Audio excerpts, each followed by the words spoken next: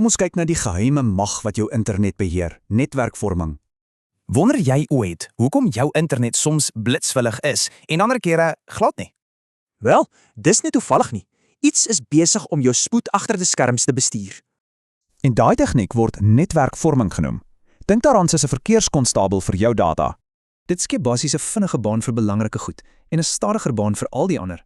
So, jou werk-epos en ander kritiese data kry die groen lig, reguit in die vinnige baan. Maar jou sosiale media en groot aflaaie, ja, hulle word na die stadige baan geskuif. Die groot vraag is, wie beheer hierdie spoed? Wel, dit hang alles af van waar jy is. By die huis is dit jou internetverskaffer. By die werk, jou maatskappy se netwerkbestuurder. Jou verskaffer doen dit om die netwerk stabiel te hou en kostes te bestuur, veral op spitstye.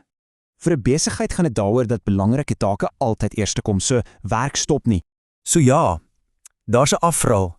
Belangrike dienste werk altyd, maar jou eie verbinding voel dalk stadig. Maar wag 'n bietjie.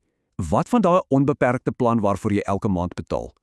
Hier is die ding. Vorming kan jou onbeperkte plan effektief beperk, sonder dat jy eens weet.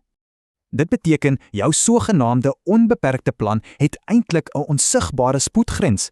En hierdie hele praktyk, dit skep iets wat bekend staan as die twee-vlak internet. Dis basies 'n stelsel waar jy ekstra kan betaal om permanent in daai vinnige baan te wees. So, om op te som, netwerkvorming bestuur spoed, almal gebruik dit en ja, dit beïnvloed jou plan. As jy dit weet, verstaan jy beter hoekom jou internet optree soos wat dit doen. Dit laat ons met 'n groot vraag. Wie moet regtig die reëls van ons internet bepaal?